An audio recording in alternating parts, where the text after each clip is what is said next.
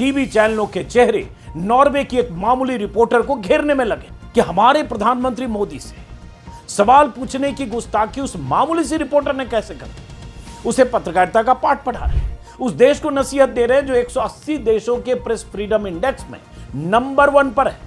उसने ऐसी गंदी गंदी पोस्ट सोशल मीडिया पर डाली कि आप हैरान रह जाएंगे। स्विमिंग कॉस्ट्यूम में फोटो, बचपन नहीं यंग एज की बात है, उसके फोटो शेयर करते हुए घटिया सी टिप्पणी की। कोई सोशल मीडिया पर उसकी टाइमलाइन खोद रहा है, कोई उसका किसी से कनेक्शन तलाश रहा है। बहुत से लोग उस रिपोर्टर की चरित्र हत्या तक करने से गुरेज नहीं कर रहे हैं। वो क्या कपड़े पहनती है, क्या खाती है, कहां जाती है, स्विमिंग पूल या बीच पर उसने क्या कपड़े पहने, ये सब राष्ट्रीय विमर्श का मुद्दा बन गया है। मोदी समर्थक पत्रकार और मीडिया है वो किस कदर बौखलाए हुए हैं कि उनकी जो विकृत मानसिकता है वो पूरी तरह से सामने निकल कर आ गई है। मोदी के सामने पीछे रहते हैं। मुसलमानों के खिलाफ जहर उगलना, पत्रकारिता पर इनके प्रवचन को सुनकर लगा कि अपना बाल नोच लूं, अपना माथा फोड़ लूं, तो लगता है धरती फटे और ऐसे लोगों की पूरी पत्रकारिता उसमें समा जाए। और अंतर्राष्ट्रीय जगत में भारतीय मीडिया की जो घटिया इमेज बन गई है वो क्यों बनी है। यूं ही नहीं, प्रेस फ्रीडम इंडेक्स में भारत 157वें नंबर पर पहुंच गया है। अरे भाई, तुम कभी तो आईना देखते होगे, कभी तो अपने गिरेबान में झांकते होगे। हेली की जो छवि है पत्रकार के रूप में, उसको ध्वस्त करने की कोशिश की गई। उसमें तो उन्होंने पूरी एक कॉन्स्पिरेसी थ्योरी लाकर रख दी कि ये जो कुछ हुआ है ये किसी षड्यंत्र के तहत हुआ है। एक रिपोर्टर ने अगर सवाल पूछ ही लिया तो कोई पहाड़ नहीं टूट पड़ा। क्या आप सब लोग इतने बिलबिला गए कि पीएम मोदी से सवाल पूछने वाली हेले ल्यांग का फेसबुक और इंस्टा अकाउंट सस्पेंड हो गया है। मोदी की चाटुकार मंडली की तरफ से हेले ल्यांग को लगातार ट्रोल किया जा रहा है, उन्हें गालियां दी जा रही है, उनके फोन नंबर और उनके बारे में गैर जरूरी जानकारियां शेयर की जा रही है। अब चौधरी साहब की बेशर्मी की पराकाष्ठा देखिए। 95% मीडिया जब सरकार की गुलामी चाटुकारिता कर रहा हो तो उसे प्रेस फ्रीडम नहीं कह सकते हैं। जिस तरह से मुसलमानों के खिलाफ जहर उगला है, जिस तरह से देश की बड़ी आबादी को बदनाम करने के लिए तरह तरह के जिहाद का नाम देकर उन्हें बदनाम किया है, तो गोदी मीडिया का जो चरित्र है वो इस मामले में भी दिखा है। और अस्सलामुअलैकुम दोस्तों, प्रोग्राम की झलकियां आपने देखी होंगी और इन झलकियों से यकीनन आपको ये अंदाज़ा हो गया होगा कि भारत में हर आवाज़ गोदी मीडिया का हिस्सा नहीं बनी, बल्कि आज भी वहाँ ऐसे सहाफ़ी और तज्ज़ियाकार मौजूद हैं जो दबाव, प्रोपेगेंडे और खौफ के माहौल में भी सच बोलने की हिम्मत रखते हैं। बेबाक सहाफ़त आज भी ज़िंदा है और यही वो आवाज़ें हैं जो हक़ाइक़ को दुनिया के सामने लाने का काम कर रही हैं। अब चलते हैं प्रोग्राम की मुकम्मल तफसील की जानिब, जहां हम एक नुक्ते को वाज़ेह अंदाज में आपके सामने रखेंगे ताकि तमाम पहलू खुलकर सामने आ जाएं और आप हकीकत को बेहतर अंदाज में समझ सकें। नॉर्वे की उस रिपोर्टर ने सवाल तो पूछा था भारत के प्रधानमंत्री मोदी से, लेकिन तीखी मिर्ची लगी है भारतीय मीडिया के चापलूस चेहरों को। इन चेहरों में जेल रिटर्न चौधरी साहब भी हैं, जो नॉर्वे की उस रिपोर्टर को पत्रकारिता का पाठ पढ़ा रहे हैं। खुद ब्लैकमेलिंग में जेल हुआ है, 100 करोड़ की ब्लैकमेलिंग, और मोदी से सवाल पूछने वाली रिपोर्टर को बता रहे हैं कि पत्रकारिता क्या होती है। चौधरी साहब पर तो आगे हम विस्तार से बात करेंगे, फिलहाल इन सब की बात करते हैं। मोदी मीडिया के तमाम चेहरों को यह चिंता नहीं है कि भारत में रुपए की सेहत डॉलर के मुकाबले आज भी गिरकर रिकॉर्ड स्तर पर पहुंच गई है। डॉलर अगर इसी रफ्तार से मजबूत होता रहा तो कुछ दिनों में $1 100 रुपए के बराबर हो जाएगा। तब भी इनमें से किसी की हिम्मत नहीं होगी कि मोदी से सीधे कोई सवाल पूछे। वही मोदी जो 2014 के पहले रुपए की गिरती हैसियत पर मिट्टी खोद दिया करते थे, लगातार बयान देते थे। क्या कारण है हिंदुस्तान का रुपया पतला होता जा रहा है। ये लोग मोदी से ये नहीं पूछेंगे कि भारत में पेट्रोल डीजल की कीमत एक ही हफ्ते में दूसरी बार क्यों बढ़ा दी गई, कुछ दिनों बाद फिर कीमतों में बढ़ोतरी होगी, तब भी ये मोदी सरकार से कोई सवाल नहीं पूछेंगे। ये नहीं पूछेंगे कि तेल की कीमतें चुनाव खत्म होते ही क्यों बढ़ा दी गई, कीमत बढ़ाने के लिए चुनाव खत्म होने का इंतजार क्यों कर रहे थे पीएम मोदी। आम जनता पर इस आर्थिक संकट का भयंकर बोझ पड़ने वाला है, लेकिन इन्हें इन सब बातों से कोई मतलब नहीं। शेयर बाजार हिला हुआ है, पेट्रोल डीजल बचाने की नसीहत देकर मोदी 5 देशों की यात्रा पर हैं। बीजेपी के नेता, मंत्री और मुख्यमंत्री तेल बचाने के नाम पर तरह तरह की नौटंकी करते हुए कैमरे में कैद हो रहे हैं। इन मुद्दों पर सरकार को घेरने की बजाय टीवी चैनलों के चेहरे नॉर्वे की एक मामूली रिपोर्टर को घेरने में लगे। मोदी से सीधे सवाल पूछना इनके बूते की बात नहीं है। क्योंकि मोदी के सामने तो इन्हें चापलूसी का रिकॉर्ड बनाना है। विपक्ष अगर मोदी को किसी मुद्दे पर एक्सपोज करने लगे तो ये सब के सब मोदी का कवच बनकर कवर फायर देने आ जाते हैं। कई बार इतनी बेशर्मी से सरकार का बचाव करने लगते हैं कि बीजेपी प्रवक्ताओं पर भी ये भारी पड़ जाते हैं। लेकिन इनकी बौखलाहट नॉर्वे की उस रिपोर्टर पर दिख रही है कि हमारे प्रधानमंत्री मोदी से सवाल पूछने की गुस्ताखी उस मामूली सी रिपोर्टर ने कैसे कर दी। इन्होंने कभी चुनाव आयोग और बीजेपी की साझेदारी और मिलीभगत पर कोई सवाल नहीं पूछा। 27 लाख लोगों को वोट के अधिकार से वंचित कर दिया गया। एसआईआर में तमाम तरह की धांधलियां की गई, लेकिन इन सब ने उन लोगों के अधिकारों के लिए कोई आवाज बुलंद नहीं की, बल्कि बंगाल में कैसे बीजेपी की सरकार बन जाए, कैसे वहां मुसलमानों के खिलाफ हिंदुओं का ध्रुवीकरण हो जाए, तमाम तरह के नैरेटिव दिन रात बीजेपी के साथ कदम ताल करते हुए ये गढ़ते रहे। इन्होंने कभी यह चिंता नहीं की कि भारत प्रेस फ्रीडम इंडेक्स में 157वें नंबर पर क्यों है, लेकिन यह सब नॉर्वे में मोदी से पूछे गए सवाल में बड़ी साजिश तलाश रहे। ये सब खुद तो मोदी सरकार के एजेंडे पर नाचते रहते हैं, लेकिन नॉर्वे के रिपोर्टर के पीछे पड़ गए। उसे पत्रकारिता का पाठ पढ़ा रहे, उस देश को नसीहत दे रहे हैं जो 180 देशों के प्रेस फ्रीडम इंडेक्स में नंबर 1 पर है। 2014 के बाद से मोदी ने देश के तमाम बड़े बड़े मीडिया संस्थानों को अपनी चाटुकार मंडली में तब्दील किया है, और ये सब उसी मंडली के हिस्सा है। ज्यादातर एंकर, एडिटर और ऑनर मालिक मोदी के सामने पीछे रहते हैं, विपक्ष की छवि खराब करने की मुहिम चलाते हैं, और ऐसे लोग अब नॉर्वे को ज्ञान दे रहे हैं कि वो रिपोर्टर हेले ल्यांग जैसी रिपोर्टर पर नॉर्वे अंकुश लगाए। कई चैनलों के एंकर हेले ल्यांग की कुंडली खंगालने में जुटे हैं कि उन्होंने पहली बार क्या ट्वीट किया, कई महीनों के गैप के बाद क्यों ट्वीट किया, किस पार्टी के लिए ट्वीट किया, उसने किस अखबार में कब नौकरी की, किस मुद्दे पर कब सवाल किया, किस मुद्दे पर कब चुप रही। ये सारी रिसर्च भारतीय चैनलों के एंकर और रिपोर्टर और एडिटर कर रहे हैं। कोई सोशल मीडिया पर उसकी टाइमलाइन खोद रहा है, कोई उसका किसी से कनेक्शन तलाश रहा है। अरे भाई, इतनी ही मेहनत हमारे प्रधानमंत्री मोदी जी की चुप्पी पर कर लेते। ट्रंप ने ऑपरेशन सिंदूर के दौरान सीज फायर को लेकर 100 बार जो बयान दिए, उस पर मोदी जी से कोई सवाल पूछ लेते। 12 साल में आपको मोदी जी से पूछने लायक कोई सवाल नहीं मिला। नॉर्वे की एक रिपोर्टर के पीछे इतनी एनर्जी खर्च कर रहे हो जैसे उसने भारत के खिलाफ कोई बहुत बड़ी साजिश कर दी है। कोई सोरोस से उसका कनेक्शन निकाल रहा है, कोई राहुल गांधी के ट्वीट में कॉन्स्पिरेसी थ्योरी खोज रहा है। किसी जमाने में इंडिया टुडे जैसी मैगजीन के संपादक रहे जगदीश उपासने जैसे नफरती संगी से लेकर बहुत से लोग उस रिपोर्टर की चरित्र हत्या तक करने से गुरेज नहीं कर रहे हैं।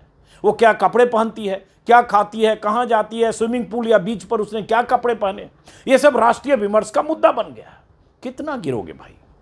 गिरने की भी कोई सीमा होती है। और ये सब इसलिए क्योंकि प्रधानमंत्री से एक सवाल पूछ दिया गया, और ये सब इसलिए क्योंकि तुम्हें प्रधानमंत्री की चापलूसी करनी है। अब जैसे इन्हीं सज्जन को देखिए, ये भाई साहब सरकारी मीडिया के शिखर पर हैं। चैनल के संपादक रहते हुए एक उद्योगपति से 100 करोड़ की वसूली करते हुए स्टिंग ऑपरेशन में धरे जा चुके हैं। गिरफ्तार होकर तिहाड़ में 1 महीना गुजार चुके हैं। जेल रिटर्न का तमगा पा चुके हैं। पत्रकारिता की आड़ में सत्ता की चापलूसी करने के लिए कुख्यात हैं। बतौर पत्रकार उनका पूरा ट्रैक रिकॉर्ड दागदार है। पत्रकारिता को बदनाम करने वाला कोई ऐसा काम नहीं जो वो नहीं करते हैं। जिस भी चैनल में रहे खबर की शक्ल में मोदी चालीसा सुनाते रहे और विपक्ष के खिलाफ सुपारी जर्नलिज्म करते रहे। फर्जी राष्ट्रवाद का लबादा ओढ़कर मोदीवादी मीडिया का नैरेटिव चलाते हैं। मुसलमानों के खिलाफ जहर उगलना और दर्शकों के जहन में सांप्रदायिकता का हेवी डोज पैबस्त करना इनका पेशा है। इनकी जहरीली सोच और नफरती खबरों पर देश में कई बार बवाल मचा है। इन दिनों जनता के टैक्स के पैसे से चलने वाले सरकारी चैनल में 15 करोड़ के पैकेज पर काम कर रहे हैं। काम क्या कर रहे हैं? मोदी जी के पक्ष में नैरेटिव गढ़ने और मोदी जी की नाकामियों पर लीपापोती करने वाला न्यूज बुलेटिन बना रहे हैं। अब ये भाई साहब भी कल अपने सरकारी बुलेटिन में नॉर्वे की रिपोर्टर हेले ल्यांग की पत्रकारिता का पोस्टमार्टम कर रहे थे। ज्ञान दे रहे थे कि पत्रकारिता क्या होती है, पत्रकारिता की मर्यादा क्या होती है, पत्रकार को क्या करना चाहिए, ये सब बता रहे थे। आज सुबह एक्स पर जब इन भाई साहब का वीडियो देखा तो कुछ देर सोचता रहा कि ब्लैकमेलिंग में पकड़े जाने के बाद जेल रिटर्न इस शख्स की कितनी मोटी चमड़ी होगी कि वसूली के अपने अतीत को आत्मसात करके पत्रकारिता पर प्रवचन दे रहा है। पत्रकारिता पर इनके प्रवचन को सुनकर लगा कि अपना बाल नोच लूं, अपना माथा फोड़ लूं, भारत में पत्रकारिता के क्या दिन आ गए हैं? 100 चूहे खाकर बिल्ली हज को चली वाला हाल है। यह आदमी जब पत्रकारिता का पाठ पढ़ाता है तो लगता है धरती फटे और ऐसे लोगों की पूरी पत्रकारिता उसमें समा जाए, इन्हें जिंदगी में देखना ना पड़े। लेकिन करें क्या, मजबूरी है। ना चाहते हुए भी ऐसे लोगों के चेहरे ट्विटर टाइमलाइन पर दिख जाते हैं। यूं ही नहीं, प्रेस फ्रीडम इंडेक्स में भारत 157वें नंबर पर पहुंच गया है। जब से नॉर्वे की रिपोर्टर हेले लेंग के सवाल वायरल हुए हैं, तब से ऐसे मोदी भक्त एंकर, एडिटर, रिपोर्टर हेले लेंग को टारगेट करने में जुटे हैं। हेले लेंग ने सवाल तो मोदी से पूछा था, लेकिन परेशानी, बदहजमी इन सबको हो रही है। जेल रिटर्न भाई साहब पत्रकारिता का पाठ पढ़ाते हुए अपने बुलेटिन में कह रहे थे कि पत्रकारिता में सबसे पहला सिद्धांत यह सिखाया जाता है कि निष्पक्ष रहना। सुनने में लगेगा बात तो सही कह रहे हैं, लेकिन कह कौन रहा है?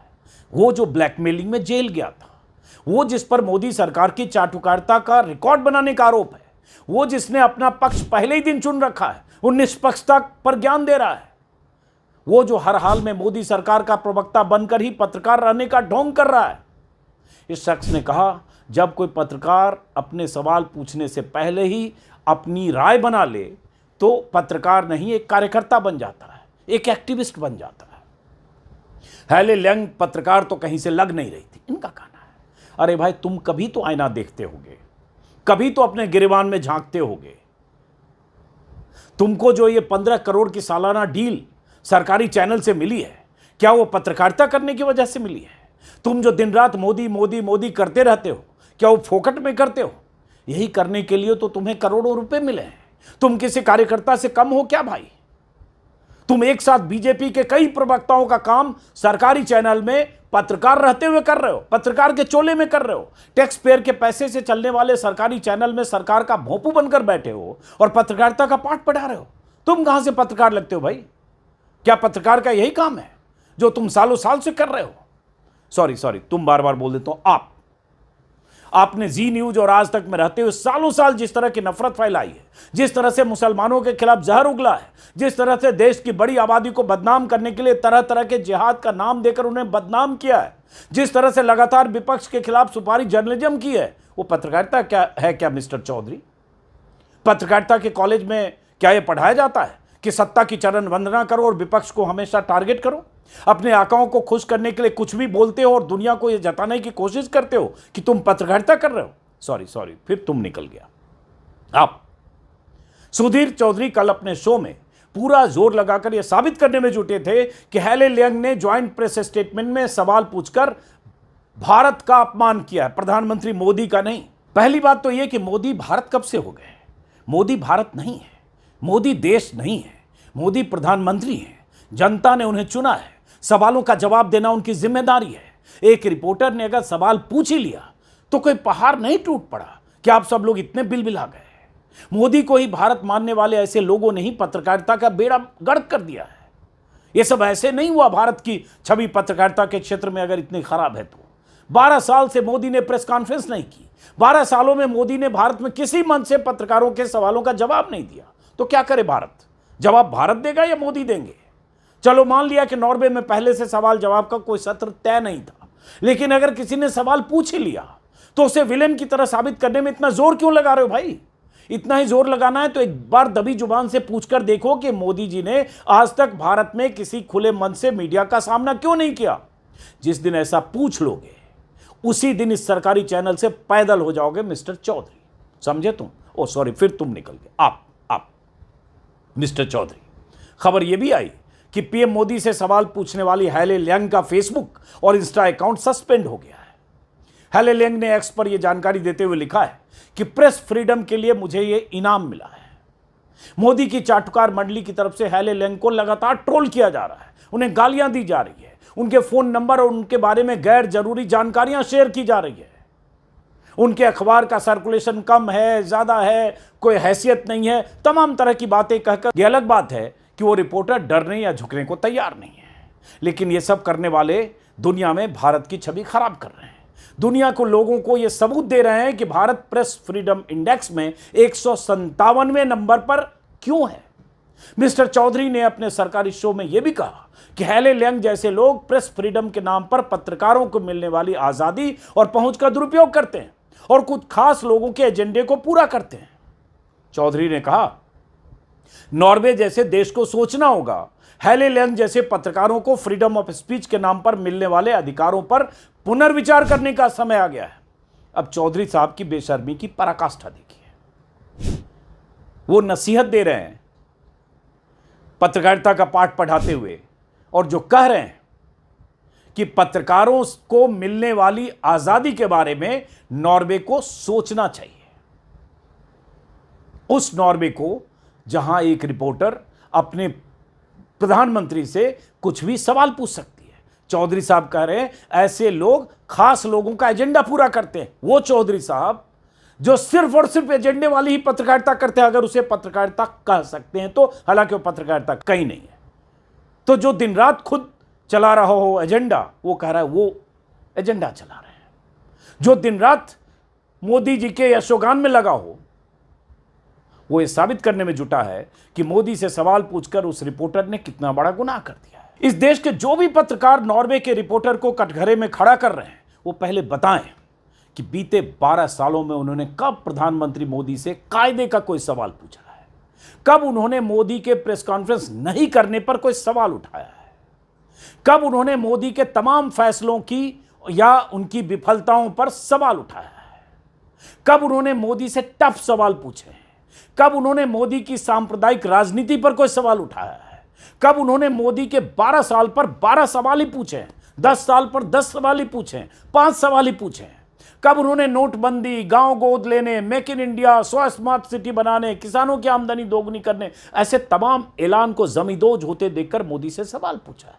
जिन पत्रकारों ने कभी मोदी से सवाल नहीं पूछा, उन्हें ही सबसे अधिक मिर्ची क्यों लग रही है? अगर मोदी ने जवाब नहीं दिया तो भी बचाव करने की जिम्मेदारी बीजेपी प्रवक्ताओं की है, सरकार की है, पत्रकारों की क्यों होनी चाहिए? लेकिन इन्होंने जिम्मेदारी अपने कंधे पर उठा रखी है। जब जब सरकार की फजीहत होती है, जब जब सरकार किसी विवाद में फंसती है, जब जब प्रधानमंत्री किसी आरोपों के दायरे में आते हैं, जब जब प्रधानमंत्री को विपक्ष घेरने की कोशिश करता है, ये सब आ जाते हैं कवर फायर देने प्रधानमंत्री के और विपक्ष के बीच में दीवार। दोस्तों, नॉर्वे की पत्रकार हेली लिंग ने जिस तरह से सवाल किया प्रधानमंत्री मोदी से और उस सवाल के जवाब देने के बजाय वो सरपट भाग गए, उससे अंतर्राष्ट्रीय स्तर पर प्रधानमंत्री की फजीहत तो हुई है, लेकिन उसने भारतीय मीडिया को भी बुरी तरह से एक्सपोज कर दिया है। क्योंकि हेली लिंग ने सवाल ही ये किया था कि हम नॉर्वे सबसे फ्री कंट्री मानी जाती है, नंबर 1 पर है प्रेस फ्रीडम के मामले में, वो उसके कुछ सवाल का जवाब प्रधानमंत्री देंगे क्या? और उसी से ये जुड़ा हुआ सवाल है कि भारतीय मीडिया में क्या स्थिति है, क्या प्रधानमंत्री कभी वहाँ प्रेस कॉन्फ्रेंस करेंगे क्या? ये दोनों सवाल इस तरह से जुड़कर सामने आ गए कि भारत में जो उनके समर्थक हैं, उनकी पार्टी है, उनकी पार्टी का आईटी सेल है, वो एकदम से हड़बड़ा गया, बौखला गया, झुंझला गया और टूट पड़ा हेली लिंग पर। उसने तरह तरह से हमले शुरू कर दिए। जो टीवी चैनल्स हैं वो जाहिर है कि गोदी मीडिया पूरी तरह से प्रधानमंत्री के बचाव में उतर गया और उसने जिस जिस तरह से बचाव किया वो बड़ा ही दुखद है, बड़ा ही हास्यास्पद भी है। आज मैं उसी पर चर्चा करने जा रहा हूं और इस चर्चा की शुरुआत में मैं पहले एक ऐसे पत्रकार की बात करना चाहता हूं जो कि जनसत्ता जैसे अखबार में रहा है, इंडिया टुडे जैसे मैगजीन में रहा है, और तो और वो माखनलाल चतुर्वेदी अंतर्राष्ट्रीय पत्रकारिता विश्वविद्यालय का वाइस चांसलर भी रहा है। उसने ऐसी गंदी गंदी पोस्ट सोशल मीडिया पर डाली कि आप हैरान रह जाएंगे कि ये व्यक्ति कभी पत्रकार भी था या कभी किसी यूनिवर्सिटी का वाइस चांसलर होने के लायक भी था। जगदीश उपासने नाम के इस पत्रकार ने हेली लिंग का बचपन का स्विमिंग कॉस्ट्यूम में फोटो, बचपन नहीं यंग एज की बात है, उसके फोटो शेयर करते हुए घटिया सी टिप्पणी की।